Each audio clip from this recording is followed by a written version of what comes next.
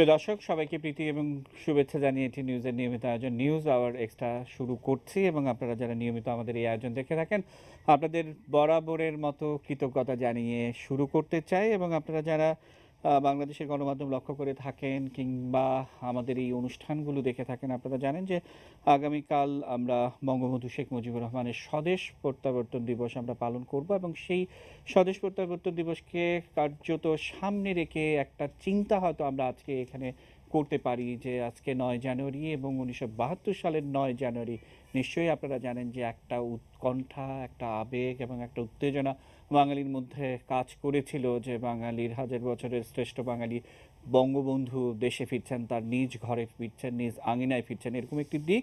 এবং আমরা আজকে এই অনুষ্ঠানটি সাজাতে চাই এটি বলে, আপনি নিশ্চয়ই জানেন যে সে সময়কার এবিসি টেলিভিশনের বিখ্যাত একজন রিপোর্টার রন মেইলার, তিনি শেষ মুহূর্তে ঢাকায় ছিলেন এবং তার একটি অসাধারণ প্রতিবেদন তিনি প্রকাশ করেছিলেন। এবং সেই প্রতিবেদনের শেষ লাইনটি এরকম ছিল যে আসলে ধর্মীয় মৌলবাদ রুখে দাঁড়াতে না পারলে যে উচ্ছ্বাস এবং যেই আবেগ এবং যেই সাহসিকতা নিয়ে বঙ্গবন্ধু নামক মানুষটি দেশ স্বাধীন করে ফেললেন সাধারণ মানুষের শক্তির উপর ভর করে, সেটি কার্যত প্রশ্নবিদ্ধ হবে যদি তাদেরকে আমরা রুখে দাঁড়াতে না পারি। আমরা ৪৫ বছর পর শ্রদ্ধাভরে রন মিলারকে স্মরণ করছি। আমরা সেই প্রতিবেদনটি হয়তো আজকে দেখাবো এবং আমরা তিনি ৮৬ বছর বয়স্ক, তার সাথেও আমরা হয়তো বা যদি ভাগ্য ভালো হয় তাহলে সংযুক্ত হওয়ার চেষ্টা করব। এবং আপনারা জানেন যে এরকম একটি পরিস্থিতির মধ্য দিয়ে বাংলাদেশ এগিয়ে যাচ্ছে যে এখন বাংলাদেশের পাঠ্যপুস্তকগুলোতে আমরা দেখছি যে হলি আর্টিজানের ঘটনার পর যেখানে বারবার বলা হচ্ছে যে আমরা ধর্মভিত্তিক শিক্ষা কিংবা সাম্প্রদায়িক শিক্ষা যেন শিক্ষার মধ্যে না থাকে, আমরা চেষ্টা করছি বা হাজার বছরের বাঙালি সংস্কৃতির যে ধারাবাহিকতা আছে সেটি যেন থাকে। কিন্তু আমরা দুঃখের সঙ্গে লক্ষ্য করছি এই পাঠ্যপুস্তকগুলোতেও আমরা দেখছি যে সেই সাম্প্রদায়িক শিক্ষার যে পাঠ্যক্রম সেগুলোকে আমাদের উপর চাপিয়ে দেওয়া হচ্ছে। বাংলা আমরা আসলে শিখতেই চাই না, মুক্তিযুদ্ধের ইতিহাস, মুক্তিযুদ্ধের অন্যান্য বিষয়গুলো আমরা আনি না বলেই আমরা বারবার নাসিরনগর দেখি, আমরা বারবার সাঁওতালদের উপর হামলা দেখি। এবং এটি যখন চিত্র, পাশাপাশি আশার খবরও আমরা জানাতে চাই আপনাদেরকে যে দেশব্যাপী আজকে ৯, ১০ এবং ১১ উন্নয়ন মেলা শুরু হচ্ছে, যে যেখানে জঙ্গিবাদ বিরোধী নানা আলোচনার, জঙ্গিবাদ বিরোধী নানা অনুষ্ঠান প্রচারিত হচ্ছে। সব কিছু মিলিয়ে আমরা আজকের অনুষ্ঠানের নাম রেখেছি 1972-এর, অর্থাৎ সেই বাংলাদেশ এবং 2017-র এই আজকের বাংলাদেশ। আমরা একটু শিরোনামটি রেখেছি এভাবে, সেই এবং এই বাংলাদেশ। আমাদের আজকের অনুষ্ঠানে আমরা পেয়েছি রাজনীতিবিদ, তাত্ত্বিক, বুদ্ধিজীবী, লেখক হায়দার আকবর খান রণ। স্যার, আপনাকে স্বাগত জানাচ্ছি এবং আমি কৃতজ্ঞ আপনার কাছে যে আপনি সাড়া দিয়েছেন, এসছেন আমাদের এখানে। আমরা লেখক, প্রাবন্ধিক, ইতিহাসবিদ ডক্টর মুতাসিম মাহমুদ স্যারকে পেয়েছি। স্যার, আমিও কৃতজ্ঞতা প্রকাশ করতে চাই আপনার কাছে যে স্যার আপনি আমাদের সময় দিয়েছেন। এবং মুক্তিযুদ্ধ জাদুঘরের ট্রাস্টি বোর্ডের সদস্য এবং গবেষক জিয়াউদ্দিন তারেক আলী স্যার, আপনাকে পেয়েছি, আমি স্বাগত জানাচ্ছি আপনাকে। স্যার, আমি শুরুতে যে কথাটি বলছিলাম যে আজ থেকে প্রায় ৪৫ বছর আগে, অর্থাৎ বঙ্গবন্ধু যখন ফিরে এলেন তখন রন মিলার কিন্তু এই ঢাকা থেকে এবিসির নিউজ রিপোর্টার হিসেবে রিপোর্ট পাঠাচ্ছিলেন। এবং সেই জায়গাটিতে তিনি বলছেন, মানে তার যদি একটু বাংলা আমি একটু আপনাদের পড়ে শোনাই, যে যে বাস্তবতা মাথায় রেখে বাংলাদেশ শেখ মুজিবুর রহমান করেই ফেললেন, সময় বলে দেবে ধর্মীয় মৌলবাদ এবং মাইন্ডসেটের পরিবর্তন না করতে পারলে এই উচ্ছ্বাস কার্যত কাজে আসবে না। আমরা সেই প্রতিবেদনটি একটু দেখে নিব এবং মামুন স্যার আপনাকে দিয়ে অনুষ্ঠান শুরু করবো, আপনি ভাবতে থাকুন কি বলবেন। Mujibur Rahman returned to his native soil today as president of the new nation of Bangladesh. In Dhaka, capital of what used to be East Pakistan, the Sheikh said he felt no bitterness toward West Pakistan, where he was held captive during the successful Bengali rebellion that he inspired. But he also said that Bangladesh will never have any links with the West Pakistan government. The Sheikh flew to Dhaka in a British jet, which already had taken him to London and New Delhi following his release in West Pakistan. ABC's Ron Miller reports on his arrival. Before landing, the Sheikh's plane circled Dhaka. He had the opportunity to see the estimated 1 million people who waited for him. Their presence and faith underscoring the implications of the liberation movement Sheikh Mujib launched, the cause to which he devoted his life. Whatever political importance could be attached to the fact that it was a British plane which returned Sheikh Mujib to Dhaka was quickly lost in his emotional airport welcome. The garlands of flowers, the uncontrollable jubilation of the Bengalis, the flying Bangladesh flag, all certify the changes which occurred during the past 9 months while Sheikh Mujib was in West Pakistani custody. Extensive security precautions were abandoned in the crush to embrace, touch, to just be near the man who symbolizes the Bengali successful fight for independence. Finally, the masses had an opportunity to see the one man they hope, they expect, will change their lives now that the war is over.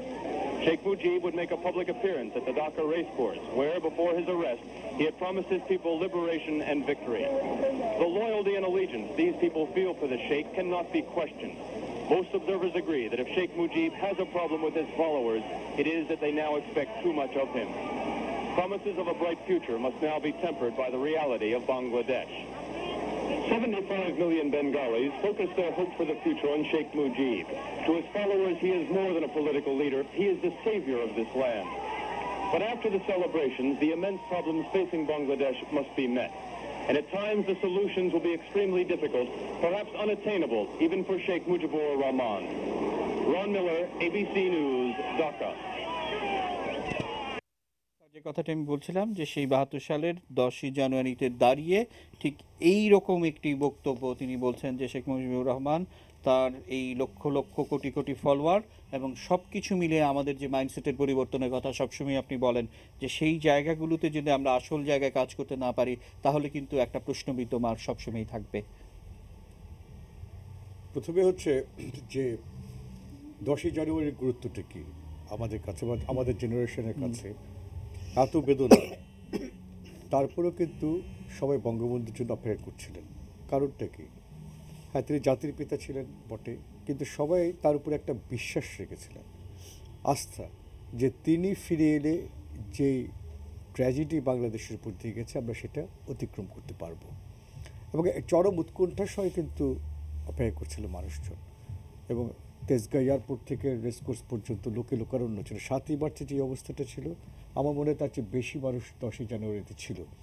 এবং বঙ্গবন্ধু যে দুটি ভাষণ দিয়েছেন এখানে এর সমতুল্য এবং এত জনাকীর্ণ জনসভা কিন্তু বাংলাদেশে আর হয়নি।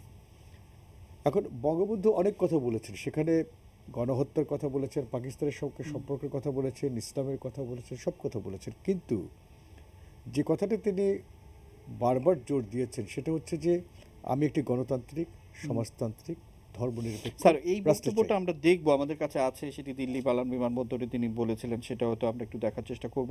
কিন্তু স্যার আমার প্রশ্নটা হচ্ছে যে আজকের বাংলাদেশে আমরা যে ধরনের ক্রাইসিস ফেস করছি ঠিক একদম না, সেটা তো এই সূত্র ধরেই তো এগোতে হবে। স্যার এবং অনেকে বলেছেন পরবর্তীকালে যে এটা ভারতীয়রা তাকে বলে দিয়েছিলেন বলার জন্য, কিন্তু তার আত্মজীবনী পড়লে আপনারা দেখবেন যে 50 দশক থেকে কিন্তু তিনি এই 3টি বিষয়ের প্রতি জোর দিয়েছেন, আকৃষ্ট করেছেন, এবং যেটা প্রতিফলন আমরা দেখি 72-এর সংবিধানে।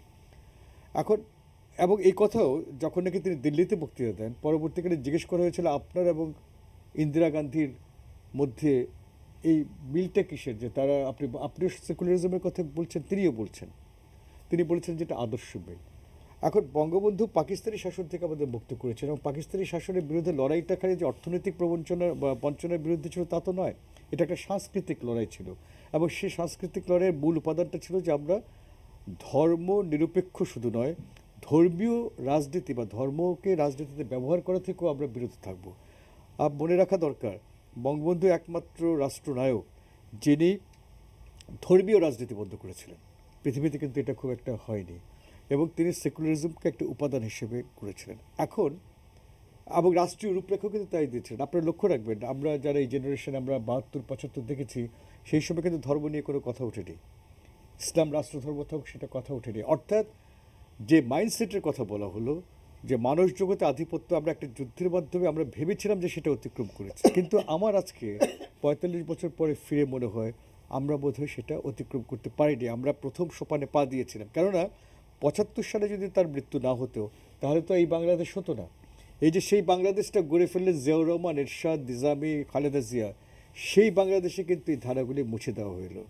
তাহলে আমরা ব্যাপারটা কী দাঁড়ালো, উনি যে কথা বলে গিয়েছিলেন যে ধর্ম নিয়ে হানাহানি করলে, যেটা রন মিলারও বলল, সেটাই কিন্তু দেখা দিয়েছে যে বাংলাদেশে আজকে জঙ্গি মৌলবাদ দেখা দিয়েছে। আজকে বাংলাদেশের সবখানে কিন্তু আমরা আবার সাম্প্রদায়িকতা ফিরে এসছে, আবার সংখ্যালঘুদের উপর আক্রমণ হচ্ছে। তার মানে সেই মাইন্ডসেটটা যেটা মানে জিয়াউর রহমান চেয়েছেন 47-এর সঙ্গে 71-এ যোগ করতে, যেটা বুরহানুদ্দিন খান জাহাঙ্গীর লিখে গেছেন, যে তাদের কাছে মনে হয়েছিল 71টা বিচ্যুতি। কিন্তু আমরা বলেছি যে আমাদের যে 71টা হচ্ছে আমাদের ইতিহাসের ধারাবাহিকতা, এটা কিন্তু একটা বড় ব্যাপার ইতিহাসের সূত্র বোঝার জন্য। তাহলে এই যে ধারাবাহিকতাটা বিনষ্ট করে আবার যে 21 বছর, এই যে 3 বছরের পরে হলো, সেটা তো পাকিস্তানি ধারার সঙ্গে যুক্ত করেছে। যে জন্য জামাত ইসলাম বলেন, বিএনপি বলেন, ধর্মীয় রাজনীতি করেন, তাদের মধ্যে কিন্তু আমরা পাকিস্তানি মানুষ খুঁজে পাই। আমি তাদেরকে পাকিস্তানিই বলি। এইটা শেখ হাসিনা এসছেন ক্ষমতায়, ঠিকই আছে, তিনি পাকিস্তানিকরণের দিকে তিনি মনোযোগ দিয়েছেন, গুরুত্ব দিয়েছেন। কিন্তু শেখ হাসিনা তো একটা পলিসি মেকিংয়ে বসে আছেন। এই যে ডে টু ডে আমরা যেসব ফেস করছি, সেখানে কিন্তু এখন সবাই কিন্তু 14 দলের সমর্থক বা আওয়ামী লীগের সমর্থক, সবাই মুক্তিযুদ্ধের পক্ষে সমর্থক। কিন্তু আমি কয়েকটা অভিজ্ঞতার কথা বলি। আজকে পাঠ্য বই নিয়ে যে আজকে হলো তা তো না, এটা গত কয়েক বছর ধরে হচ্ছে। তার মানে বিভিন্ন জায়গায় এই পাকিস্তানি মানুষ যারা পরবর্তীকালে 75-এর পরবর্তীকালে তারুণ্য থেকে বড় হয়েছে, তাদের মধ্যে কিন্তু রয়ে গেছে। যে কারণে আমি বলি, আমরা আমাদের সবার মধ্যে একটা হেজাবি হেফাজত জামাত বিএনপি একটা কণা বসবাস করছে। এটা অনেক সময় এটা কিন্তু বেরিয়ে পড়ে। পাঠ্য বইয়ে হেফাজত যা বলেছে সেটাই তো করা হলো। কওমি মাদ্রাসা যেটা বলছে সেটা কিন্তু শিক্ষা মন্ত্রণালয় মাদ্রাসায় করছে, এবং অন্যান্য পাঠ্য বইতে এই বিষয়টা দেখা দিচ্ছে। কিন্তু এটা কেন হবে? শেখ হাসিনার বঙ্গবন্ধুর বাংলাদেশে এবং যেখানে তার কন্যা শাসন করছেন, সেখানে তো এটা হতে পারে না। আমরা যারা এদের বিরুদ্ধে লড়াই করে এই দলকে ক্ষমতায় আনতে আমরা প্রত্যেকে কোনো না কোনোভাবে সহায়তা করেছি, তাহলে আমাদের অবস্থাটা কোথায় দাঁড়ায়?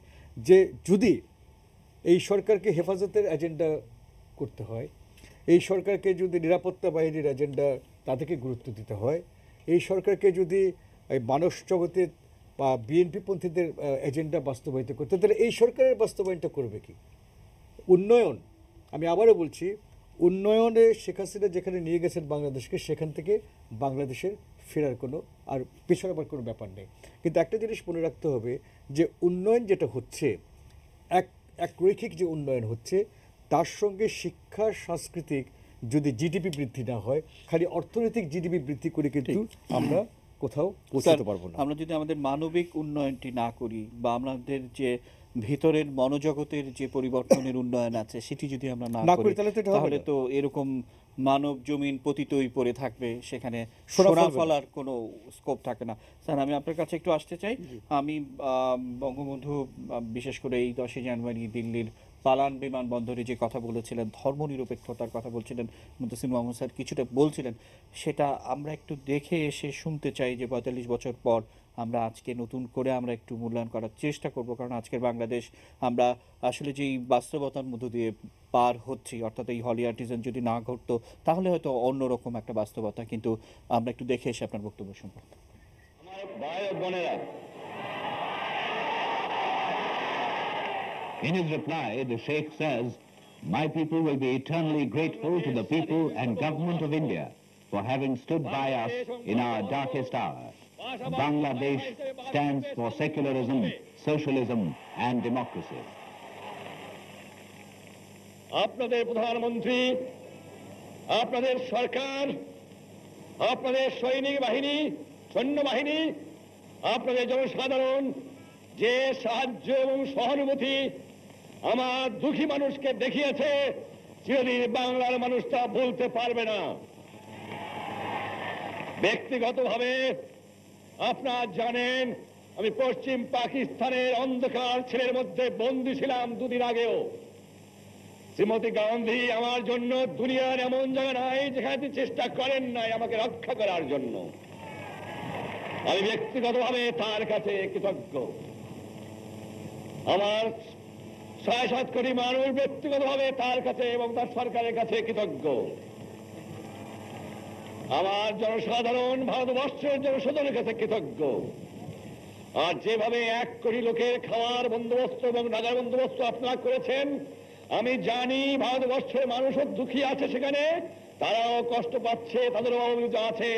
তা থাকতেও তারা সর্বস্ব দিয়েছে আমার লোককে সাহায্য করার জন্য। চিরদিন আমরা তা ভুলতে পারবো না। আমরা আশা করি, আজ জানেন বাংলাদেশ শেষ হয়ে গেছে। আমি সমস্ত সকল প্রকারের সাহায্য সহানুভূতি আশা করি এবং এও আশা করি যে দুনিয়ার শান্তিপূর্ণ গণতান্ত্রিক যে মানুষ আছে তারা এগিয়ে আসবে আমার মানুষকে সাহায্য করার জন্য। আমি বিশ্বাস করি সেকুলারিজমে, আমি বিশ্বাস করি গণতন্ত্রে, আমি বিশ্বাস করি সোশ্যালিজমে। আমাকে প্রশ্ন করা হয় শ্রীমতী ইন্দিরা গান্ধীর সাথে আপনার আদর্শ এত মিল কেন? আমি বলি এটা আদর্শের মিল, এটা নীতির মিল, এটা মনুষ্যত্বের মিল, এটা বিশ্ব শান্তির মিল। স্যার আপনার কাছ থেকে শুনবো। এই সম্বন্ধে মন্তব্য না, মন্তব্য নিষ্প্রয়োজন। আমি জাস্ট রিকালেক্ট করছি যে সেই 1972 সালের 10ই জানুয়ারি সেই সময় মানুষের মধ্যে কী ভাবনাটা ছিল, কি উচ্ছ্বাসটা ছিল, উদ্বেগের কথা বললেন। উদ্বেগ তো ছিলই যে বঙ্গবন্ধু আসবে কি আসবে না, কি অবস্থা। তারপরে যখন খবর আসলো তিনি আসছেন, আমার মনে আছে এই রাত্রে অর্থাৎ 9 জানুয়ারি, তখনও কিন্তু আমরা অস্ত্র সারেন্ডার করিনি।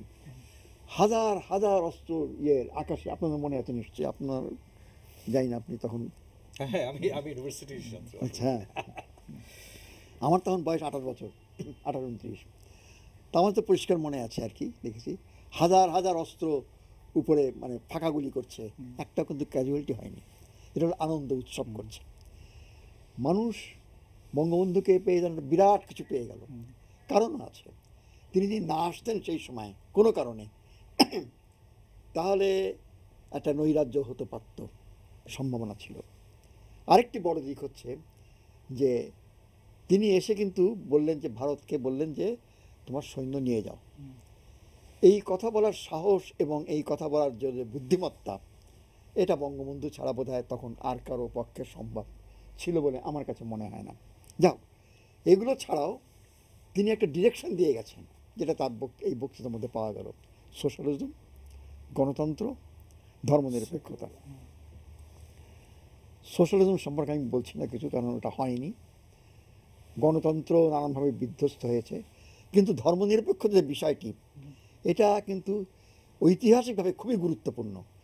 গুরুত্বপূর্ণ এই কারণে, পাকিস্তান তার জন্ম হয়েছিল কিন্তু ভারতকে বিভক্ত করে ধর্মের ভিত্তিতে।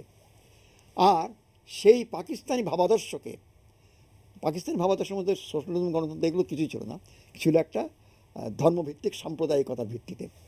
সেইটাকে যদি ভাবাদর্শভাবে খণ্ডন না করা যেত, আমি কিন্তু 71 সালে কথা বলছি না, তার আগের কথা বলছি, যেখানে বঙ্গবন্ধুর বিরাট ভূমিকা ছিল, নেতৃত্বের ভূমিকাও ছিল, আরও অনেকের ছিল।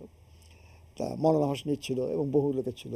ভাষা আন্দোলন থেকে শুরু করে এই যে মানে ধীরে ধীরে পাকিস্তানি ভাবাদর্শকে খণ্ডন করা হলো, সেটা যদি সম্ভব না হতো তাহলে কিন্তু এই 71 সালটা হতো না। তো ফলে আমরা যে নতুন বাংলাদেশ আসলাম, প্রত্যেকটা জাতির একটা একটা কিছু বৈশিষ্ট্য থাকে, বিশেষ বৈশিষ্ট্য। এইখানে আমাদের যে নতুনভাবে যে জাতীয়তাবাদ তৈরি হলো, বাঙালি জাতীয়, তার একটা প্রধান বৈশিষ্ট্য ছিল অসাম্প্রদায়িকতা বা ধর্মনিরপেক্ষতা। ধর্মনিরপেক্ষতা কথাটি আমাদের কনস্টিটিউশনে এসছে, আমার মনে হয় এটা ইন্ডিয়া এসছে আরও পরে, অনেক পরে এসছে। এবং ঠিক বিশেষভাবে এই কথাটি অন্য কোনো দেশের কনস্টিটিউশনে আছে বলে আমার জানা নাই আর কি। এবং এটা আসার বিশেষ কারণ হচ্ছে আমার দেশের ঐতিহাসিক প্রেক্ষাপট। আমরা পাকিস্তান করেছিলাম ধর্মীয় ভিত্তিতে, সাম্প্রদায়িকতার ভিত্তিতে, তাকে খণ্ডন করে অসাম্প্রদায়িক এবং ধর্মনিরপেক্ষতা করাটা প্রয়োজন ছিল।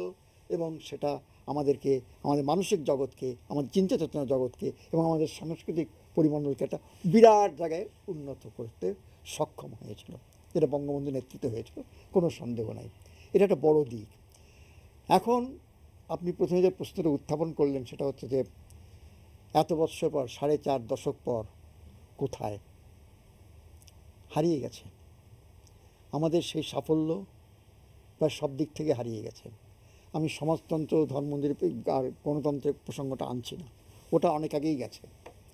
ধর্মনিরপেক্ষতা এটা এখন নাই। এবং আপনি ঠিকই বলেছেন প্রফেসর মুনতাসির মামুন, যে জিয়াউর রহমান প্রথম যে পদক্ষেপটি নেন সেইটা হলো যে এই কনস্টিটিউশন থেকে ধর্মনিরপেক্ষতা উঠিয়ে দেওয়া, 1 নম্বর। 2 নম্বর, ওই যে ইসলাম রাষ্ট্র না, ইসলাম রাষ্ট্র ধর্মটা এসছে পরে পরে সেটার সময় একটা বিসমিল্লাহ শব্দ যোগ করা, এমন একটা সেন্সিটিভ জিনিস নিয়ে আসলেন।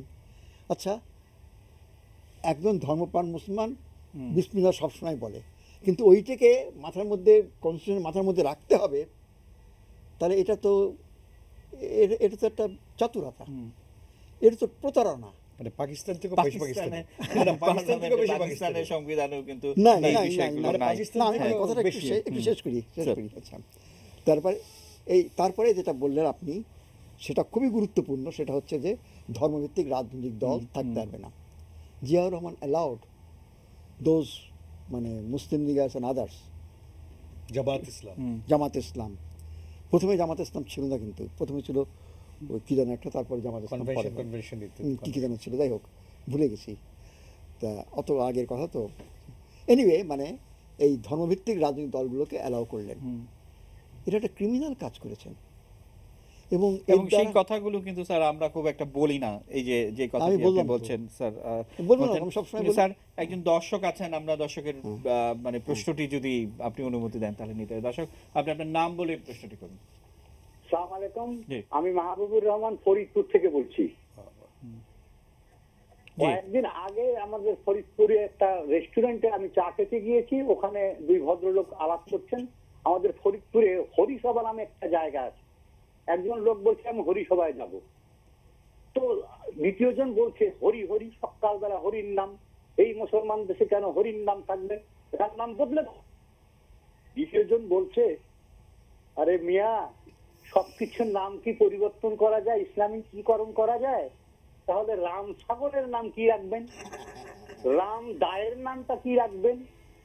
এই নিয়ে দুইজনের যখন বিতর্ক, তখন এই যখন আমাদের দেশের অবস্থা, মামুন স্যারের কাছে আমার প্রশ্ন, আমরা যে চেতনা নিয়ে ৭১ সালে মুক্তিযুদ্ধ করেছিলাম, এই যে বই পুস্তকে এখন যে ইসলামিকীকরণ করা হচ্ছে, এটা কি সেই মানে মানসিকতার ধারাবাহিকতা নয়? জি, আপনার প্রশ্নের জন্য অসংখ্য ধন্যবাদ স্যার। আমরা সবার কাছ থেকে মানে শুনবো এই প্রশ্নের উত্তর। স্যার, আমি ছোট্ট একটা বিরতি নিয়ে ঘুরে আসতে চাই, তারপর আপনাকে দিয়ে অনুষ্ঠান শুরু করবো। প্রিয় দর্শক, নিচে ছোট্ট বিরতি, এটি নিউজের সঙ্গে থাকুন।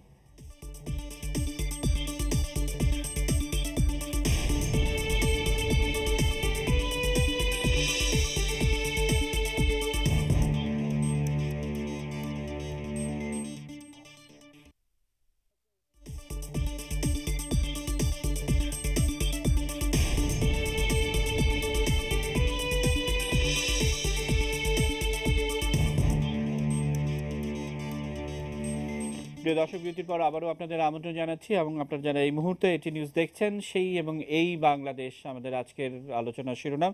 স্যার, আপনাকে দিয়ে শুরু করতে চাই। একজন দর্শক মাহবুবুর রহমান ফরিদপুর থেকে তিনি প্রশ্ন করছিলেন, এবং পাশাপাশি আমরা যে কথাগুলো নিয়ে বলছিলাম যে আসলে মানে এই জায়গাগুলো, ধর্মনিরপেক্ষতার কথা আমরা বলি বা মুক্তিযুদ্ধের কথা বলি, কিন্তু কার্যত আমরা কিন্তু যতই দিন যাচ্ছে ততই এই জায়গাগুলো থেকে যেন মনে হচ্ছে আমরা দূরে সরে গেছি। তো এইটি আসলে কি শুধুমাত্র মানে আমরা আমাদেরকে দোষ দিব, নাকি আমাদের যারা এর আগে রাষ্ট্র পরিচালনায় ছিলেন তারা নানাভাবে প্রশ্নবিদ্ধ করার চেষ্টা করেছেন, এবং এই ধারাবাহিকতা এখনো চলছে? ফরিদপুরের থেকে যিনি প্রশ্ন করলেন যে হরিসভা কেন বলা হবে, এটাকে অন্য কোনো নাম দেয়া না হবে, তার উদ্দেশ্যে আমি বলছি যে এই ফরিদপুরেরই আর একজন কৃতি পুরুষ, তিনি তো শ্রীমতী ইন্দিরা গান্ধী বলতে তার বুক কাঁপেনি, বা তিনি ধর্মনিরপেক্ষ দেশ হবে এরকম একটা স্ট্রং স্টেটমেন্ট দেবার তার ভয়, সেটা দেবার ব্যাপারে তার ভয় হয়নি। আজকে আমরা কাউকে শ্রী হরিসাধন দত্ত এই শব্দটা ব্যবহার করতে ভয় পাই, কারণ আজকের বাংলাদেশ সেই অসাম্প্রদায়িক বাংলাদেশ থেকে এতটাই দূরে সরে গেছে যে আমরা মনে করি যে আমরা শ্রী শব্দটি বা নমস্কার শব্দটি ব্যবহার করলে আমরা ভারতের দালাল হয়ে যাব। এই ব্যাপার, এইটির জন্য তো বাংলাদেশের সৃষ্টি হয়নি। আমি সেই জন্য আমার যে দর্শক ফোন করেছেন তাকে এটা বলতে চাই যে আমরা যদি একটি শক্ত অবস্থান না নিই, অসাম্প্রদায়িকতার পক্ষে, তাহলে পাকিস্তানি এজেন্টরা, আইএসআই এর এজেন্টরা এবং জামাতের ইসলামীরা ইত্যাদি ইত্যাদি, তারা এই জায়গায় আস্তে আস্তে ইনরোডস, তারা মানে আরো বেশি ভাবে তাদের একটি জায়গা। স্যার, আপনি আপনার সঙ্গে যখন কথা হচ্ছিল আপনি কিন্তু বলছিলেন যে আসলে এই মুহূর্তে, অর্থাৎ এই বাংলাদেশ এবং সেই বাংলাদেশ, এই মুহূর্তে কিন্তু বাংলাদেশের অনেক ভালো অর্জন কিন্তু আমরা দেখেছি, আমরা জানি আন্তর্জাতিক অঙ্গনে। কিন্তু স্যার কিছু কিছু বিষয় যেটি আমরা বলছিলাম যে সেই হেফাজত, যেটি মুদ্দাসির মামুন স্যারও বলছিলেন যে সেই হেফাজতি মন মানসিকতার কারণে কিন্তু স্যার আমাদের পাঠ্যপুস্তকই বলি, আমাদের সাম্প্রদায়িক সম্প্রীতিই বলি, সেগুলো কিন্তু আমরা বারবার প্রশ্নবিদ্ধ হয়। এবং আমাদের যে অর্জনগুলো, যেমন আজকে মাননীয় প্রধানমন্ত্রী যখন মানে সারা বাংলাদেশে প্রায় প্রত্যেকটি জেলাতে উন্নয়ন মেলার আনুষ্ঠানিক উদ্বোধন করছিলেন ভিডিও কনফারেন্সিং এর মাধ্যমে, সেখানে কিন্তু তিনি বলেছেন যে জঙ্গিবাদের বিরুদ্ধে একটা মাইন্ডসেট তৈরি করতে, সাধারণ মানুষকে সম্পৃক্ত করতে তার এই প্রয়াস। কিন্তু পাশাপাশি আবার সেই পাঠ্যপুস্তক থেকে শুরু করে সব জায়গায় কিন্তু সেই ভূত, পাকিস্তানি ভূতগুলোকে কিন্তু স্যার আমরা দেখি। আমরা স্যার শুনবো, আমরা একটু মুন্সিগঞ্জ থেকে একটু ঘুরে আসতে চাই, এবং আমরা বলছিলাম যেমনটা যে সারা বাংলাদেশের প্রত্যেকটি জায়গায় আজকে আনুষ্ঠানিকভাবে উন্নয়ন মেলা, অর্থাৎ যে উন্নয়নটি মানুষের জন্য করা হয়েছে এবং সেগুলো যেন আমরা আসলে দেখতে চাই না, বুঝতে চাই না, সেই জন্য এবং জঙ্গিবাদ বিরোধী একটা অবস্থানের কারণে এরকম একটি কার্যক্রম হাতে নিয়েছে সরকার। আমরা সরাসরি একটু দেখাতে চাই, আমরা সরাসরি একটু মুন্সিগঞ্জে যেতে চাই। আমরা সরাসরি এখন কথা বলবো মুন্সিগঞ্জের জেলা প্রশাসক যিনি এটি আয়োজন করেছেন, শায়লা ফারজানা, তিনি নিশ্চয়ই আমাকে শুনতে পাচ্ছেন এবং আপনি নিশ্চয়ই আমাকে শুনতে পাচ্ছেন। এবং মুন্সিগঞ্জে এই শীতের রাতে আমরা দেখতে পাচ্ছি আপনার পিছনে অনেক নারীদেরকে আমরা দেখতে পাচ্ছি এবং তারা কিন্তু এসছেন, এই উন্নয়নের কথা শুনছেন এবং সামগ্রিক দিকটি জঙ্গিবাদ বিরোধী এবং নারীর ক্ষমতা এগিয়ে যাওয়া সবকিছু মিলেই কিন্তু এই কনসেপ্টটি। তো সবকিছু মিলিয়ে কেমন সাড়া পাচ্ছেন এবং জঙ্গিবাদ বিরোধী অবস্থান কি দেখছেন? শায়লা ফারজানা। আমরা আজকে যে উন্নয়ন মেলার আয়োজন করেছি সেটা মূলত বঙ্গবন্ধুর স্বদেশ প্রত্যাবর্তন দিবসকে সামনে রেখে। আপনারা জানেন আজ থেকে প্রায় ৪৫ বছর পূর্বে জাতির পিতা বঙ্গবন্ধু শেখ মুজিবুর রহমান স্বদেশ প্রত্যাবর্তন করেছিলেন একটি যুদ্ধ বিধ্বস্ত বাংলাদেশে। তখন আমাদের সারা দেশ ছিল একটি ধ্বংসস্তূপ। এই ধ্বংসস্তূপের উপর দাঁড়িয়ে জাতির জনক স্বপ্ন দেখেছিলেন একটি ক্ষুধা দারিদ্র্যমুক্ত বাংলাদেশের। কিন্তু সেই স্বপ্ন আমাদের জাতির পিতা বাস্তবায়ন করে যেতে পারেননি, ঘাতকের বুলেট তার প্রাণ কেড়ে নিয়েছিল। কিন্তু তার সেই স্বপ্ন বাস্তবায়ন করেছেন তারই সুযোগ্য কন্যা আমাদের মাননীয় প্রধানমন্ত্রী স্বপ্ন দেখেছিলেন শেখ হাসিনা।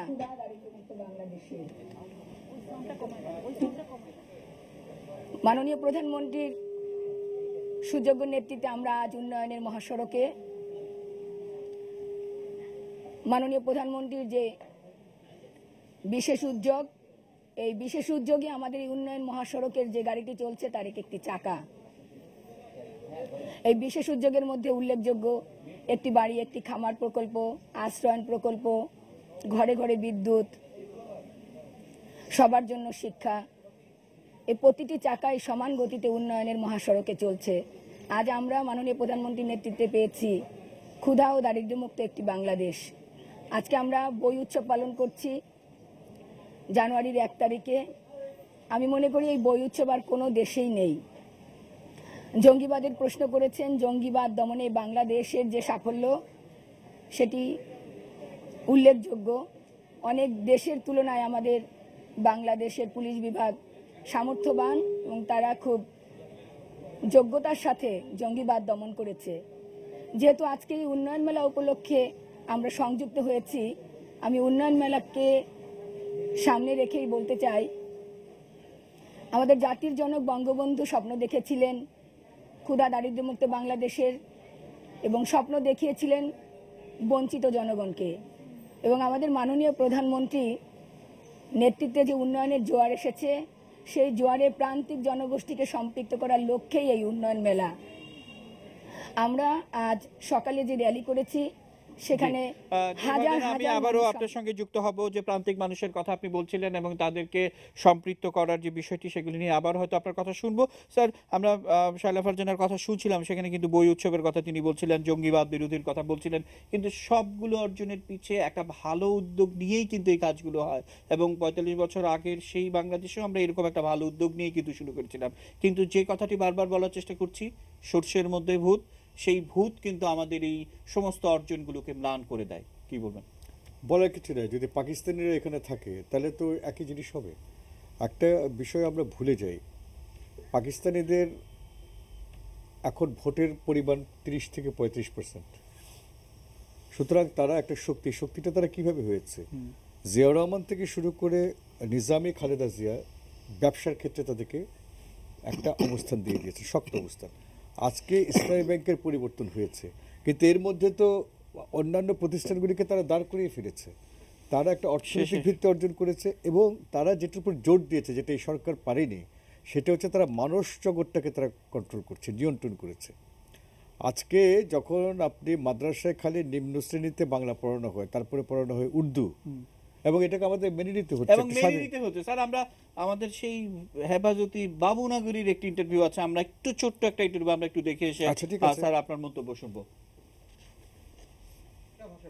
হ্যাঁ, কয়টা ভাষা পড়াশোনা? ভাষা এখানে কয়টা ভাষা পড়া? হ্যাঁ, কয়টা ভাষা পড়াশোনা? ভাষা বাংলা ভাষা, আরবি ভাষা, উর্দু ভাষা, তিনটা ভাষায় পড়াশোনা চলে। ফার্সিও আছে। বাংলার কি কি সাবজেক্ট আছে আপনাদের এখানে? বাংলা বলেন, বাংলা ভাষায় আমাদের এখানে প্রাইমারি আছে, ক্লাস 1 থেকে 5 পর্যন্ত। ক্লাস 1 থেকে বাংলা ভাষা পড়ে, তারপরে বাংলাদেশে বাংলা ভাষা হচ্ছে রাষ্ট্রীয় ভাষা, সেখানে ক্লাস 5 পর্যন্ত পড়ায় এবং উর্দু, ফার্সি এবং আরবি পড়ান। ভাষা যত জানবেন তত ভালো, কিন্তু একটা 6 বছর আর 10 বছরের ছেলে এই 4টা ভাষা কি শিখতে পারে? এই বোধটা যেখানে নাই। এবং আমার কথা সেটা না, এই আমলে আমাদেরকে কেন এটা মানতে হবে? আপনি কি মনে করেন যে, আমি আপনাদের কাছে জিজ্ঞেস করি, আপনি তো রাজনীতিবিদ, আপনি, আমরা সবাই রাজনীতিবিদের সঙ্গে কম বেশি জড়িত, হেফাজতিরা বা হিজাবিরা কখনো আমাকে ভোট দেবে? সবাইকে বলছে, হেফাজতিরা কি আওয়ামী লীগকে বা 14 দলকে ভোট দেবে? এটা হতে পারে? এইটা যারা ভাবেন, হ্যাঁ, হয়তো আপনি ঘুষ টুস দিয়ে, জমি জমা দিয়ে, টাকা পয়সা দিয়ে আপনি তাদেরকে বলতে পারেন যে ভোট দিও না, কিন্তু ভোট তো তারা দেবে। এবং তারা কি এখানে যদি বেছে নিতে বলা হয়, যেখানে তাদের নেতা ছিল মুজাহিদ, সেখানে আপনি কিভাবে আপনি চিন্তা করেন যে এটা হতে পারে? এই ধারণাটাই ভুল। বঙ্গবন্ধু তো এটা বুঝতেন দেখে তিনি তার ধারণাটাকে এগিয়ে দিয়েছেন। ওই ধারণা মেনে নিয়ে তো তিনি বলতে পারতেন যে না, আমরা ইসলামী দেশ আছি। তিনি বলেছেন যে আমরা ইন্দোনেশিয়ার পরে আমাদের অবস্থান ঠিক আছে ভাই, সব আবার ইসলাম এখানে প্রবর্তন হলো। এটা তো বলেন না। এখানেই হচ্ছে মন মানসিকতার ডিফারেন্স। এখন আমার মনে হচ্ছে আমরাও কি হেজাবি আদর্শে আছে? আজকে ছাত্র সংগঠনগুলি আছে, ঠিক আছে, আপনার ছাত্রলীগ, ছাত্র ইউনিয়ন থেকে আগে আমাদের সময়ে আমরা শিক্ষার বিষয়ে কথা বলেছি, তারপর রাজনীতির কথা এসছে। আজকে কোনো ছাত্র সংগঠন কি বলেছে যে এই ধরনের ইসলামীকরণ হচ্ছে? এটা আমরা মানি না। বা মাদ্রাসা শিক্ষা বলছে, আমার ছাত্র মাদ্রাসা শিক্ষা আছে, এটা সংস্কার করা। আপনার কাছ থেকে একটু শুনতে চাই যে শিক্ষামন্ত্রী আনুষ্ঠানিকভাবে বলেছেন যে তিনি কালকে একটি সংবাদ সম্মেলন করবেন, সংবাদ সম্মেলন করে এই পাঠ্যক্রমের মধ্যে কি কি ভুল অসঙ্গতি আছে, বানান ভুল আছে, সেগুলি তিনি একটা কমিটি গঠন করা হবে, বেশ কয়েকজন কর্মকর্তাকে বহিষ্কার করা হলো, ইত্যাদি ইত্যাদি ইত্যাদি। অনেক বড় বড় বুদ্ধিজীবীদের আমরা নাম পাই বইয়ের তালিকায়, প্রথম তালিকায়, যে যারা আমরা এই টকশোতে প্রতিদিনই তাদের কাউকে কাউকে না আমরা হাজির করি, তারা দায়িত্বে ছিল। তাহলে কেন, কি করে এই ধরনের এই বাংলাদেশে, আজকের বাংলাদেশে সাম্প্রদায়িক বিষয়গুলো বইতে অন্তর্ভুক্ত হলো? কে দায়িত্ব নিল? সেটা আমারও প্রশ্ন। আপনি উন্নয়নের কথা বললেন, উন্নয়ন প্রসঙ্গে আমার একটা ভিন্ন দৃষ্টিভঙ্গি আছে, আমি সে প্রসঙ্গে যাচ্ছি না। কিন্তু আমি একটা ব্যাপারে শেখ হাসিনাকে সাধুবাদ জানাই, নিঃসন্দেহে জানাবো, সেটা হচ্ছে তিনি এই যুদ্ধ অপরাধী বিচারটাকে সম্পন্ন করতে পেরেছেন। চলছে, হ্যাঁ, যাই হোক, মানে একটা মূলত বড় জায়গাগুলো সম্পন্ন, এটা তাকে অবর করে রাখবে, এটাও বলতে পারি। হ্যাঁ হ্যাঁ হ্যাঁ, এবং নিঃসন্দেহে এটা তার খুব বড় কাজ। এবং মানে মানে এবং তিনি ছাড়া আর কেউ থাকলে এটা হতো কি না আমার সন্দেহ আছে। দেখো, তা এটা কিন্তু অ্যাট দ্য সেম টাইম যে মাইন্ডসেটের কথা প্রথম থেকে বলা হচ্ছে, পাকিস্তানি প্রেতাত্মারা আমাদের মধ্যে তো মানে ঘোরাফেরা করছে। স্যার নিশ্চয়ই হেফাজতের 13 দফার কথা আপনার মনে হ্যাঁ, আছে? মনে আছে। সেই 13 দফায় পাঠ্যক্রমে এই বিষয়গুলো কি তখন ছিল না? ছিল। তখন কি আমরা টক শো করিনি? আমরা কি এই বিষয়গুলো আলোচনা করেছি? 4 বছর পরে 3 বছর পরে যখন দেখলাম একই ধারাবাহিকতা, তখন কি মনে হয় না যে আসলে আমরা সবকিছুই উপর দিয়ে শুধুমাত্র ভান করি, কার্যত কোনো না, এখানে জিনিসটা হচ্ছে একটা কম্প্রোমাইজ করার টেন্ডেন্সি আছে। যে হেফাজত একটা লঙ্কা কাণ্ড করলো, আমাদের পার্টির অফিস কিন্তু পুড়িয়েছিল, যাই হোক সেটা খুব বড় কথা না, আমাদের পার্টির অফিস পুড়িয়েছে, মানে তারা যে কাণ্ডটা করলো এবং মানে নারী প্রসঙ্গে যে সমস্ত বক্তব্য ইত্যাদি দিল সেই সময়, তখন তো মনে হলো যেন আওয়ামী লীগের সঙ্গে শাসক দলের সঙ্গে হেফাজত একটা মানে একবার যুদ্ধংদেহী ভাব, ঠিক আছে, এবং তারা মিথ্যা কিছু অভিযোগ আনলো, তাদেরকে গুলি টুলি করে কেউ হত্যা করা হয়েছে ইত্যাদি ইত্যাদি। আচ্ছা, তারপর আমরা কি দেখছি? আমরা দেখছি হেফাজতের সঙ্গে কম্প্রোমাইজ। এখন কে কার মধ্যে ঢুকেছে? আওয়ামী লীগের মধ্যে হেফাজত ঢুকেছে, হেফাজতের মধ্যে আওয়ামী লীগ ঢুকেছে, এটাও কিন্তু দেখার বিষয়। আজকে পাঠ্যপুস্তকে যে ঘটনাটা, এই ঘটনাটা কি করে হয়? এটা তো আমারও প্রশ্ন। এটা তো এখন যে নতুন হচ্ছে তা না, না হয়েছে, আমাদের হচ্ছে আমাদের হয়তো নজরে আসেনি। তারপরে আরও দেখেন, শিক্ষামন্ত্রী কালকে কী বলবেন আমি জানি না, আশা করি ভালো ভালো কথাই বলবেন। ভালো কথা বলাটা ইম্পর্টেন্ট না, ভালো কাজটা আমরা দেখতে চাই। স্যার আমি শুনবো আপনার কাছে। স্যার আমাদের যে অর্জনগুলো আছে সাম্প্রতিক সময়ে, আমরা বিদেশি গণমাধ্যম যখনই দেখার চেষ্টা করি, তখন কিন্তু সাফল্যের সঙ্গে বাংলাদেশ জঙ্গি দমনে যেই জায়গাটি হয়েছে সেটি কিন্তু অত্যন্ত গুরুত্বের সঙ্গে আলোচনা হয়। স্যার বলছিলেন যুদ্ধাপরাধীদের বিচার কথা, এবং সেখানেও কিন্তু আমরা দেখেছি নানাভাবে এই বিচারটির কথাও কিন্তু এখন প্রকাশ্যেই আন্তর্জাতিক মহল বলছে যে না, এটি একটি যুগান্তকারী একটা ব্যাপার ছিল। কিন্তু স্যার প্রশ্ন যখন ওঠে যে একটা বড় বিরোধী দল এবং তাদের কর্মকর্তারা আজকেও ইসলামী ব্যাংক নিয়ে যে ধরনের মন্তব্য করেছে, তারা বলছেন যে আমরা বুঝে উঠতে পারছি না যে ইসলামী ব্যাংকের দোষটা কি ছিল এবং ইসলামী ব্যাংক কিভাবে এদেশে জঙ্গি তৈরি করছিল, কিংবা ইসলামী ব্যাংক ফাউন্ডেশনের নামে কিভাবে জঙ্গি অর্থায়ন হচ্ছিল। যখন বড় দলের মির্জা ফখরুল ইসলাম আলমগীররা নিজেদেরকে বড় দল বলে দাবি করেন, আবার এই যুদ্ধাপরাধীদের পক্ষে অবস্থান নেন কিংবা জঙ্গিদের পক্ষে অবস্থান নেন, তখন কি মনে হয় না যে আসলে এখানে একটা কৌশলের খেলার একটা ব্যাপার থাকে? না, বড় দলের কথা আসছে কি জন্য? এই যে বড় দলটির কথা বলছে বিএনপি জামাতের সঙ্গে তারা জোট করেছে। বিএনপি আজকে মানে পাকিস্তানের মুসলিম লীগের আরেকটা সংস্করণে পরিণত হয়েছে, যদিও তাদের 30% মতো ভোট রিজার্ভ আছে, এটা স্বীকার করছি, বড় দল, কোনো সন্দেহ নাই, কিন্তু তাদেরকে দোষ দিতে লাভ নাই। এখন জিয়াউর রহমান যে ভুলটা, মানে ভুল না, যে ক্রাইমটা করে গেছেন, তারপরে এরা যেগুলো করেছে সেগুলো আমি আলোচনা আনছি না। আমি আলোচনা আনবো যারা মুক্তিযুদ্ধের চেতনার কথা বলছেন, যারা ধর্মনিরপেক্ষতার কথাটা, ধর্মের বিষয়টি সংবিধানে পুনর্স্থাপন করেছেন, যেটা জিয়াউর রহমান কর্তন করে দিয়েছিলেন, তাদের কথাটাই আমি আনবো এবং তাদের কৃতিত্বের কথা আমি স্বীকার করলাম। সে বড় কৃতিত্ব হচ্ছে যুদ্ধাপরাধী বিচার করেছেন, ঠিক আছে, কিন্তু অ্যাট দ্য সেম টাইম যদি বলেন যে আমাদের ধর্মনিরপেক্ষতা আমাদের কনস্টিটিউশনের রাষ্ট্র মূলনীতির একটি বড় স্তম্ভ, একই সঙ্গে এনারা করেননি কিন্তু এরশাদ করেছিলেন, হ্যাঁ, যে ইসলাম রাষ্ট্র ধর্ম, সেটি যদি আমি রেখে দিই তাহলে কি হলো? তো কাটাকাটি হয়ে গেল, কোনো অর্থে এসে দাঁড়ানো না। এবং আমি যদি এই মাইন্ডসেটটা ধরে রাখি যে ওদেরকে একটু প্লিজ করতে হবে, ওদেরকে একটু খাতির রাখতে হবে, একটু ভোটের দরকার, তাহলে সেখানে তো আমার বারবার বঙ্গবন্ধুর কাছে ফিরে যেতে হয়। বঙ্গবন্ধু সেখানে কী পজিশন নিয়েছিলেন? বঙ্গবন্ধুর মেয়ে আজকে যে পজিশন নিচ্ছে ঠিক তার বিপরীতটা নিয়েছিলেন। তিনি সাহসের সঙ্গে বলেছিলেন যে আজকে এদেশের ধর্মভিত্তিক কোনো রাজনীতি হবে না। ধর্মনিরপেক্ষতা কথাটা কিন্তু পাকিস্তানে ওঠেনি, পাকিস্তানে অসাম্প্রদায়িক কথাটা উঠেছিল। বঙ্গবন্ধু প্রথম বলেন ধর্মনিরপেক্ষতা, খুব সাহসী পদক্ষেপ। তাতে কি কোনো ক্ষতি হয়েছিল? কিচ্ছু হয়নি। এখানে আপনার সঙ্গে একটু আমি একটু ডিফার করতে চাই। জি বলেন। বঙ্গবন্ধুর সময় একটা অন্য ছিল, একটি যুদ্ধ বিধ্বস্ত দেশ, সেখানকার মানুষেরা পাকিস্তানি অত্যাচারে জর্জরিত, এবং তিনি যতটা শক্তির সঙ্গে বোল্ড কতগুলো উচ্চারণ করতে পেরেছিলেন, আজকের বাংলাদেশে আপনার পলিটিক্যাল নেসেসিটির কথা চিন্তা করে আমাদের বর্তমান যে সরকার প্রধান তিনি ওই রকমভাবে হয়তো বলতে পারেন না। তার কারণ হলো তার যে একটি ভোট ব্যাংক আছে, তার যে একটি ভোটের দরকার আছে, সেটি তিনি তো জলাঞ্জলি দিয়ে তিনি তার দলের ভরাডুবি ঘটাতে পারেন না। আমি আমি আমি আমি খুব বিনয়ের সঙ্গে আপনার সঙ্গে এটা মানে একমত হতে পারছি। আচ্ছা, কথাটা হচ্ছে যে যে কথাটা আপনি একটু আগে বললেন যে তিনি যতই কম্প্রোমাইজ করুন, আজকে যদি খালেদা জিয়া বোরখা পরেন তারপরও তাকে তিনি কিন্তু ওই পন্থীদের হবেন, কি বলে, প্রতিনিধি হবেন এবং তাদের ভোটটা পাবেন। আর আজকে যদি বোরখা না পড়লেও পাবেন।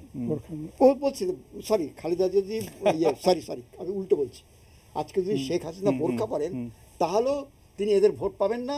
আর খালেদা জিয়া যদি আরও মানে ওয়েস্টার্নাইজড হন তাহলেও তিনি তাদের ভোট পাবেন। ব্যাপারটা হচ্ছে যেটা মন্তুসের মামুন স্যার বললেন। স্যার একজন দর্শক আছেন, আমরা একটু প্রশ্নটি নিতে চাই এবং দর্শক আপনি আপনার নাম বলে প্রশ্নটি করুন।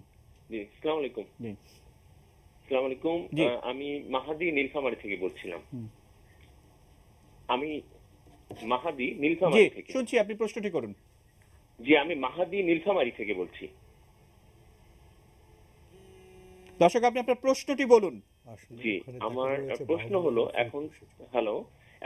এখন হলো তো একটা যে আলোচনা হচ্ছে একটা চেতনার বিষয়ে, মুক্তিযুদ্ধের চেতনা, বঙ্গবন্ধুর আদর্শের কথা, কিন্তু বর্তমান সময়ে দেখা যাচ্ছে যে বিশেষ করে বর্তমানে দেশের সামরিক আমলারা কিংবা বেসামরিক কর্মকর্তা, মন্ত্রী কিংবা রাজনীতিবিদ, ব্যবসায়ী, যারা এলিট শ্রেণীর আছে উচ্চ লেভেলে, তাদের ছেলে মেয়ে, আত্মীয় স্বজন সবাই দেশের বাইরে থাকেন, অনেকটা দেশের বাইরে পড়াশোনা করেন, সেখানে বসবাস করেন এবং মোটামুটি তাদের একটা সেকেন্ড হোম বলা যায় প্রত্যেকেই কারো না কারো আছে। তো আমার কথা হলো, এই যে মুক্তিযুদ্ধের চেতনা, বঙ্গবন্ধুর চেতনা, উন্নয়নের কথাগুলো, এগুলো কি শুধুমাত্র আমাদের সাধারণ মানুষের জন্য? ইভেন অনেক টেলিভিশনে, অনেক পর্দায়, অনেকে টক শো, আমি তাদের প্রতি রেসপেক্ট রেখেই বলছি, তারাও দেখা যাচ্ছে যে তাদের ছেলে মেয়ে, আত্মীয় স্বজনকে সব দেশের বাইরে উন্নত দেশে পড়াশোনা করাচ্ছে, বসবাস করছেন।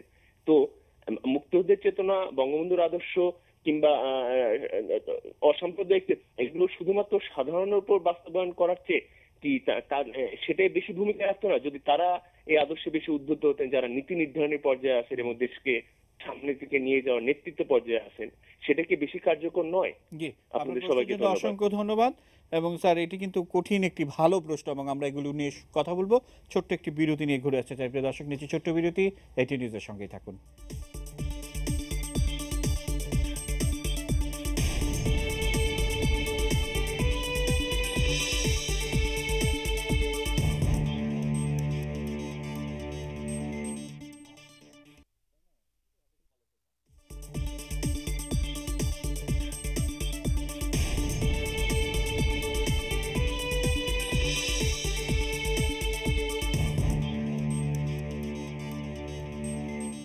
প্রিয় দর্শক, বিরতির পর আবারও আপনাদের আমন্ত্রণ জানাচ্ছি। আপনারা দেখছেন এটি নিউজ এবং আমরা আছি নিউজ আওয়ার এক্সট্রার মধ্যে। বিরতির আগে আমাদের নীলফামারী থেকে মাহাদির একটা প্রশ্ন ছিল আপনার কাছে, সেই প্রশ্নের উত্তর চাই। তিনি বলছেন যে মুক্তিযুদ্ধের চেতনার কথা আমরা বলছি, আমরা ইতিহাসের কথা বলছি, আমরা জাতীয় সঙ্গীত স্কুলগুলোতে গাওয়ানো দেখছি না, সব কিছুই যেন মনে হচ্ছে এটা সাধারণ মানুষের, এবং বড় একটি শ্রেণীকে আমরা দেখছি যে বিদেশে রেখে পড়ানো টড়ানো, মানে এরকম একটা অবস্থার মধ্য দিয়ে কিন্তু আমরা যাচ্ছি। আসলে দায়িত্বটা আসলে কে নেবে? দায়িত্বটা সরকারের নিতে হবে এবং দায়িত্বটা সরকারের কিছু স্ট্রং স্টেপস নিতে হবে। যেমন পাঠ্য পুস্তকে আপনার পিস স্টাডিজ আনতে হবে এবং ছোটকাল থেকেই দায়িত্বটা অসাম্প্রদায়িক যে চেতনা, সেই চেতনা ক্লাস 4-এর বই থেকে সেটি প্রথিত করতে হবে ছেলে মেয়েদের মধ্যে।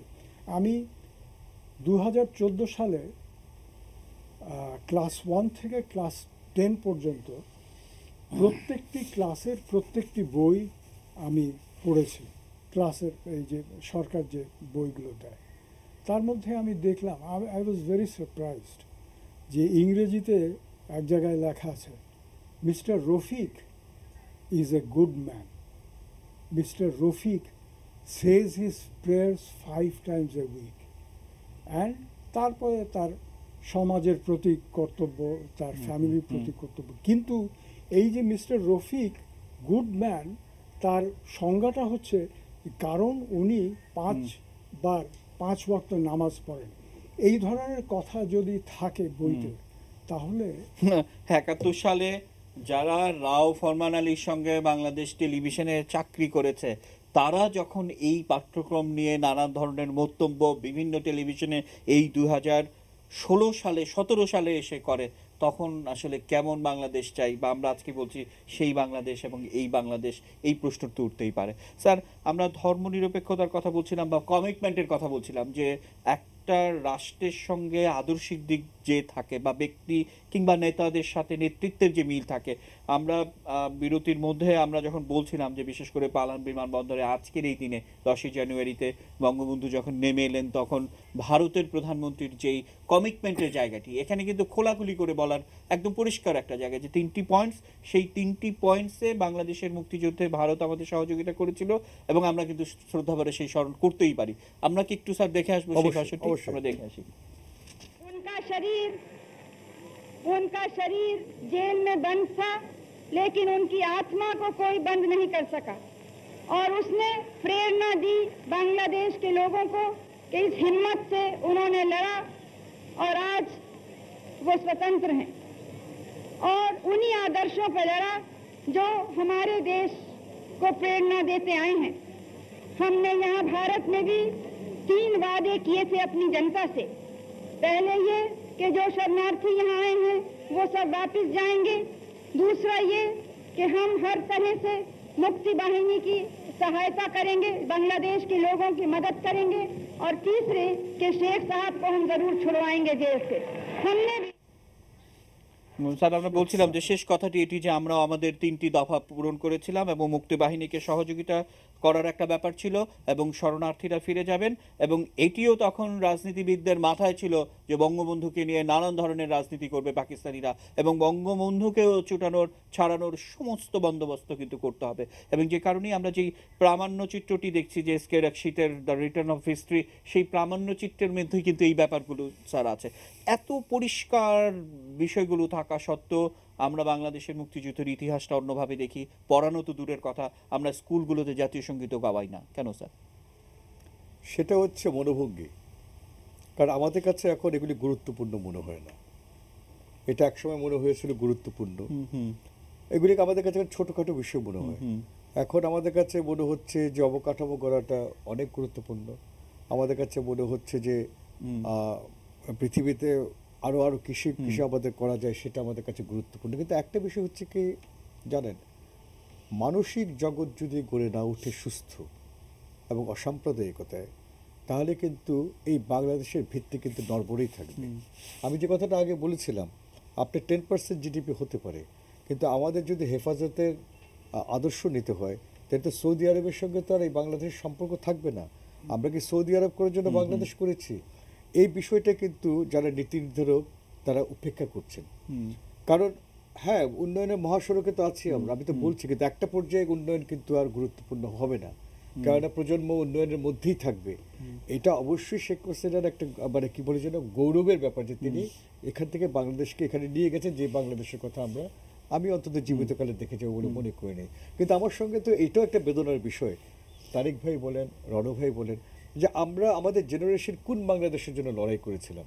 আমাদের কাছে কিন্তু উন্নয়নটা প্রধান ছিল না, আদর্শের ব্যাপার ছিল, মনোজগতের যে বিষয়টা ছিল। বঙ্গবন্ধুর স্বপ্ন দেখাতে পেরেছেন কেন? বঙ্গবন্ধু আমাদের মনোজগৎটাকে জয় করতে পেরেছেন। আমরা তো পাকিস্তানে লেখাপড়া করে পাকিস্তানে হয়েছে, কিন্তু আমার কাছে আজকে মনে হয়, আমি হতাশ হয়ে বলছি না, বাস্তবতার নিরিখে বলছি, পাকিস্তান আমলেও কিন্তু এরকম সাম্প্রদায়িক ঝোঁক আমি দেখি না। এবং আমার কাছে কিন্তু এটা নীতি নির্ধারকরা যা বলছেন, কমিট করছেন, এবং এটা যা হচ্ছে তার মধ্যে কিন্তু একটা ফারাক আছে। এই কথাটি কিন্তু বলতে হবে, কারণ আগেও কিন্তু আমরা শত বাধায় কথা বলে বলে একটা জায়গায় এসছি। আজকে ইফতেশন করে একটা আত্মজীবনীতে লেখা আছে, যেমন বলছে যে উন্নয়ন হবে, কিন্তু আদর্শ যদি না থাকে, কমিটমেন্ট না থাকে, হবে না। কারণ আদর্শটা হচ্ছে রুটির মতো, এই রুটিটা আমাদের সবসময় প্রয়োজন।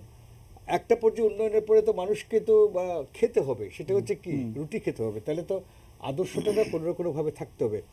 আমরা বিএনপিকে গালাগাল করছি, আমরা জামাতকে গালাগাল করছি, আমরা পাকিস্তানি বলছি, এবং তারা পাকিস্তানি, কিন্তু আমরা সেই পাকিস্তানের বিরুদ্ধে বাংলাদেশ প্রত্যয়টা কীভাবে করব সেটা কোনো রূপরেখা তো দেওয়া হচ্ছে না। আমি সেই কারণে বারবার বলছি যে আপনি শিক্ষা সংস্কৃতির জিডিপি যদি এই মানে থাকে এবং এটা যদি ওই মানে থাকে তাহলে কিন্তু মিলবে না। এবং এটা কেন হচ্ছে, প্রধানমন্ত্রী কি টেক্সট বুক বোর্ডের থেকে বলে দিয়েছিলেন? তাহলে তারা বলুক, বা শিক্ষামন্ত্রীকে এই কথাটা তাদেরকে বলে দিয়েছিল, সেটা বলুক। একটা কি নির্দেশনার আলোকে তারা করেছেন, নাকি তারা এখন এটা করে এই সমালোচনার মুখে তারা আবার পিছু হচ্ছেন? রাজনীতি যদি পরিষ্কার হয় তাহলে কিন্তু এইসব কিন্তু এত অস্পষ্ট, মানে মূল কথাটি এটি যে রাজনীতি পরিষ্কার। এবং হ্যাঁ জি, আমরা মুন্সিগঞ্জে আমরা আবারও একটু যেতে চাই। আসলে মুন্সিগঞ্জে সাধারণ মানুষের সম্পৃক্ততা এবং যে আমরা যে কথাটি বলছি যে সেখানে উন্নয়ন মেলা ঘটছে, এবং উন্নয়নেরও বড় একটি দিক হচ্ছে মানবিক উন্নয়ন। অর্থাৎ আমি বাঙালি, বাংলা আমার ভাষা এবং বাংলাদেশের যে জাতীয় সঙ্গীতটি সেটি আমি সগৌরবে গেয়ে শোনাতে চাই। যেখানে স্থানীয় লেভেলে যারা কাজ করেন তাদেরও কিন্তু এটি একটি নৈতিক দায়িত্ব। আমরা একটু শুনতে চাই। ফারজানা, নিশ্চয়ই আপনি শুনতে পাচ্ছেন, এবং যে কথাটি আমরা বলছিলাম যে আমরা বাঙালি, মুক্তিযুদ্ধের মাধ্যমে এই দেশটি স্বাধীন হয়েছে, আমি যেন সুষ্ঠুভাবে সুন্দরভাবে জাতীয় সঙ্গীতটি আমি গাইতে পারি এবং স্কুল কলেজ মাদ্রাসাতে যেন এই শিক্ষাটি আমরা পাই, সেটি কিন্তু দেখা, এবং সেটিও কিন্তু মানবিক উন্নয়নের একটা বিষয়। সেটি আপনি মনে করেন কিনা, বা সেই ধরনের উদ্যোগ আপনারা নেবেন কিনা? বঙ্গবন্ধু একটি স্বপ্ন দেখেছিলেন অসাম্প্রদায়িক বাংলাদেশের। সেই অসাম্প্রদায়িক বাংলাদেশ গড়ার জন্য একটি মূল হাতিয়ার আমাদের জাতীয় সঙ্গীত। স্কুল কলেজে আমরা যখন পড়েছি তখন কিন্তু আমরা জাতীয় সঙ্গীত গাওয়ার মাধ্যমেই আমাদের মনে দেশপ্রেম জাগ্রত হয়েছে। জাতীয় সঙ্গীতের সাথে সাথে যে পতাকা উত্তোলন হয়েছে সে সময়েই আমাদের মনে যে দেশপ্রেম বোধ তৈরি হয়েছিল, সেই বোধে কিন্তু আমরা এখনো জাগ্রত আছি। কিন্তু স্বাধীনতার এই ৪৫ বছর পরে এসে আমরা কোথাও দেখতে পাই যে জাতীয় সঙ্গীত গাওয়া স্কুলের অ্যাসেম্বলিতে এবং জাতীয় পতাকা উত্তোলন সব ক্ষেত্রে হচ্ছে না। এই বিষয়টি আমরাও লক্ষ্য করেছি প্রশাসক হিসাবে, এবং আমরা চেষ্টা করছি যেসব শিক্ষা প্রতিষ্ঠানে জাতীয় সঙ্গীত গাওয়া হয় না, পতাকা উত্তোলন করা হয় না, সেসব প্রতিষ্ঠানকে চিহ্নিত করে আমরা তাদেরকে মোটিভেট করব, এবং আমাদের পরবর্তী প্রজন্ম যেন দেশ প্রেম নিয়ে বড় হয় তার লক্ষ্যে আমরা জাতীয় সঙ্গীত তাদেরকে প্রাণ ভরে যাতে জাতীয় সঙ্গীত গাইতে পারে, তাদের মনে দেশপ্রেম বোধ জাগ্রত হয়, সে লক্ষ্যে আমরা ব্যবস্থা নিব। আপনারা জানেন আমাদের দেশে কিছু মাদ্রাসা আছে, আমি আসলে কাউকে দোষারোপ করার জন্য বলছি না। মাদ্রাসাগুলোতে কোনো ক্ষেত্রে আমাদের কাছে খবর আসে যে সেখানে জাতীয় সঙ্গীতের চর্চা হয় না। আমরা উদ্যোগ নিয়েছি, আমরা মাদ্রাসার শিক্ষকবৃন্দের সাথে অলরেডি মত বিনিময় করেছি যে কোথায় সমস্যা, আমরা কেন জাতীয় সঙ্গীত গাইব না। আমরা ধীরে ধীরে সমস্যা চিহ্নিত করে, আমাদের বিকল্প নাই দেশপ্রেম জাগ্রত করার জন্য জাতীয় সঙ্গীতের। আমরা প্রতিটি শিক্ষা প্রতিষ্ঠানে জাতীয় সঙ্গীত গাওয়া, পতাকা উত্তোলন এবং দেশপ্রেমের চর্চা করার জন্য আমরা আমাদের ব্যাপক প্রস্তুতি রয়েছে। আপনারা বিশ্বাস রাখতে পারেন, আস্থা রাখতে পারেন। জি, অসংখ্য ধন্যবাদ। আমরা যে কথাটি বলছিলাম যে আসলে মানবিক উন্নয়ন, আমরা যে উন্নয়নের মেলা করছি সেখানে মানবিক উন্নয়নের মধ্যে কিন্তু এই বিষয়গুলো পড়ে। আমরা মানে শুনবো, এবং আমাদের এই অনুষ্ঠানের পর্যায়ে আমরা একটা ছোট্ট বিরতিতে যেতে চাই। বিরতির পর স্যার আপনাদের কাছ থেকে শুনবো, এবং আমরা যেমনটা বলছিলাম যে আসলে রিটার্ন অফ হিস্ট্রি, সেখানে বঙ্গবন্ধু একটা অসাধারণ একটা গান সন্ধ্যা মুখোপাধ্যায়ের আমরা হয়তো দর্শকদের সেটাও একটু শোনাতে চাই। প্রিয় দর্শক, এটি নিউজের সঙ্গেই থাকুন, ফিরছি এক্ষুনি।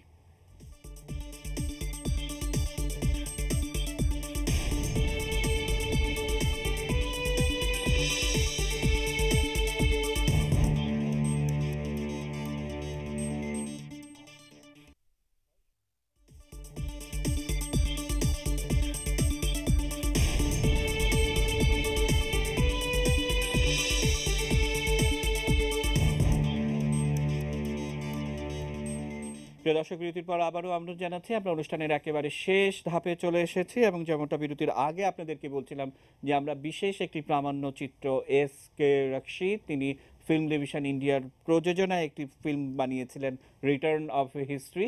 সেই ছবিতে অসাধারণ একটি গান বঙ্গবন্ধু স্বদেশ প্রত্যাবর্তন নিয়ে, সেটি দেখিয়ে আমাদের আজকের অনুষ্ঠান শেষ করব এবং সে কারণেই আমরা একেবারে অনুষ্ঠানের শেষ ধাপে জিয়াউদ্দিন তারেক আলী, আমরা একেবারে শেষ ধাপে আপনার শেষ সমাপনী এবং কি যুক্ত করতে চান? আমি যুক্ত করতে চাই এই যে কথাটা এলো যে মানবিক একটি শিক্ষা আমাদের স্কুলে দিতে হবে এবং বাংলাদেশে যে সম্পদের যে একটা বিশাল একটা ব্যবধান ঘটছে কমন মানুষের আর ইয়ের, জিনি ইন্ডেক্স বেড়ে 0.23 থেকে 0.32-তে চলে গেছে, এই জায়গাটা কমিয়ে আনার জন্য সরকারের একটি প্রয়াস করতে হবে। এবং তৃতীয় যে কথাটি আমি বলবো সেটি হচ্ছে যে বাংলাদেশ পাকিস্তানের মুখে চপটাঘাত করে একটি ধর্মভিত্তিক নয়, একটি ভাষাভিত্তিক একটি রাষ্ট্র গঠন করেছিল যেখানে বাঙালি এবং বাঙালি সংস্কৃতি সবচেয়ে বেশি প্রাধান্য পাবে। সেই জায়গাটি স্কুলে এখন সেই জায়গাটিতে স্কুলে প্রচার করতে হবে স্কুলে। অসংখ্য ধন্যবাদ স্যার, আপনাকে আবারও ধন্যবাদ জানাচ্ছি। আমরা হাজার আকবর খান রণ, আপনার সমাপনী এবং বক্তব্য এবং আমরা যে পাঠ্যক্রমে আমরা কোথাও লালনের কোনো কিছু খুঁজে পাই না, আমরা হাসন রাজার কোনো কিছু খুঁজে পাই না, আমরা রাধারমণের কোনো কিছু খুঁজে পাই না, রামপ্রসাদ আমরা খুঁজে পাই না। মানে এই যে বিষয়গুলো, রবীন্দ্রনাথ খুব একদম নড়বড়ে অবস্থার মধ্যে থাকেন, নজরুল তার চেয়ে নড়বড়ে অবস্থার মধ্যে থাকেন। এই যে আমাদের পরিস্থিতি, এই যে মানসপটের, এগুলোর কি কোনোদিনই বিকাশ ঘটবে না? অবশ্যই এটা পরিবর্তন করতে হবে এবং এখানে সরকারকে অত্যন্ত দৃঢ় পদক্ষেপ নিতে হবে। শিক্ষামন্ত্রী আগামীকাল কী বলবেন জানি না, কিন্তু তাকে অবশ্যই দৃঢ় পদক্ষেপ নিতে হবে। আমাদের জাতীয় সঙ্গীত প্রত্যেকটি ইনস্টিটিউশনে এটা গাওয়ানো শেখাতে হবে, মাদ্রাসায় শেখাতে হবে, মাস্ট করতে হবে, না হলে অ্যাকশন নিতে হবে। আর আমি যেটা শুনলাম যে ক্লাস 5-এর উপরে বাংলা পড়ানো হয় না আর উর্দু পড়ানো হয়। উর্দু কি আমাদের স্থানিক ভাষা নাকি? মাদ্রাসায় ঠিক আছে ধর্মীয় শিক্ষা দেওয়া হোক, কিন্তু অ্যাট দ্য সেম টাইম আমাদের ইতিহাস, মুক্তিযুদ্ধের ইতিহাস, বাঙালি সংস্কৃতি এবং আমাদের জাতীয় সঙ্গীত এইগুলোকে কম্পালসারি করতে হবে, এটা ফোর্স করতে হবে। ইংলিশ মিডিয়াম স্কুলের ক্ষেত্রেও তাই একই জিনিস প্রযোজ্য। আসলে কথা হচ্ছে কি, পাকিস্তানি প্রেতাত্মারা আমাদের মধ্যে ঢুকে গেছে। স্যার, আমরা একেবারে শেষ পর্যায়ে আবারও আপনাকে ধন্যবাদ জানাচ্ছি। জোর করে মুদ্দাসির মামুন, আপনাকে দিয়ে অনুষ্ঠান শেষ করব এবং দর্শক আপনাদেরকে যেমনটা বলছিলাম যে আমরা সন্ধ্যা মুখোপাধ্যায় সেই গানটি দিয়ে অনুষ্ঠান শেষ করব। আমরা শেষ কথা মুদ্দাসির মামুনের শুনবো। আমরা অত্যন্ত বিস্ময়ের সঙ্গে দেখি যে বঙ্গবন্ধু তার বর্ণাঢ্য জীবনে অসাধারণ বক্তব্য, অসাধারণ ভিডিওর ফুটেজ আমরা দেখি যেগুলো আমরা শিক্ষা পাঠ্যক্রমে পাঠ করা তো দূরের কথা, আমরা সেগুলো সামনেও আনি না।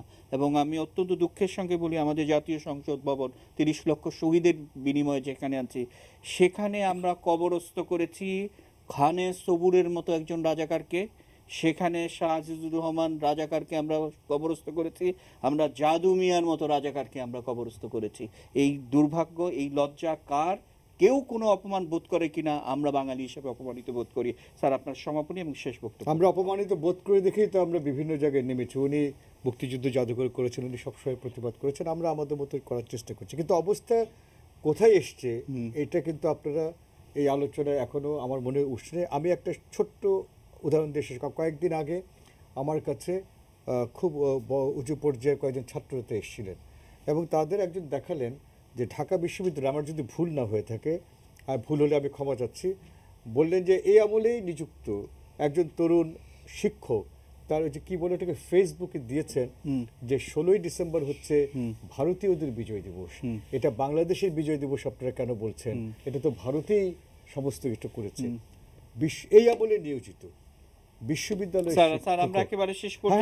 সে যদি এই কথা বলতে পারে তাহলে অবস্থাটা কি? তার মানে ওই যে ধারাবাহিকতাটা বলছি, তাহলে তো আপনারা বঙ্গবন্ধুর কথা যারা বলেন তারা বঙ্গবন্ধুর এই বক্তৃতাও শোনেন না, বঙ্গবন্ধুর বইও পড়েন না। স্যার, সবশেষ স্যার, কথা, আমরা- 10ই জানুয়ারি তখনই অর্থবহ হবে পালন যদি বঙ্গবন্ধু যে অসাম্প্রদায়িক ধর্মনিরপেক্ষ রাষ্ট্র চেয়েছিলেন সেটা আমরা করতে পারি। স্যার, আমরা একেবারে শেষ পর্যায়ে প্রিয় দর্শক, যেমনটা আপনাদেরকে বলেছিলাম যে আমরা প্রখ্যাত চলচ্চিত্র নির্মাতা এস.কে রশিদ তার ডকুমেন্টারি রিটার্ন অফ হিস্ট্রিতে তিনি হেমন্ত মুখোপাধ্যায়ের লেখা এবং সুর করা একটা অসাধারণ গান যেটি সন্ধ্যা মুখোপাধ্যায় গিয়েছিলেন, আমরা সেই গানটি দিয়ে আজকের অনুষ্ঠান শেষ করব এবং সন্ধ্যা মুখোপাধ্যায় এবং এস.কে রশিদ এবং হেমন্ত মুখোপাধ্যায়কে আমরা এই অনুষ্ঠান থেকে কৃতজ্ঞতা এবং ধন্যবাদ জানিয়ে শেষ করছি এবং এই গানের মধ্য দিয়ে আজকে শেষ হচ্ছে নিউজ আওয়ার এক্সট্রা। ততক্ষণ ভালো থাকবেন। এই অনুষ্ঠানটি আগামীকাল সকালে পুনঃপ্রচারিত হবে, দেখার আমন্ত্রণ জানিয়ে বিদায় নিচ্ছি। শুভরাত্রি।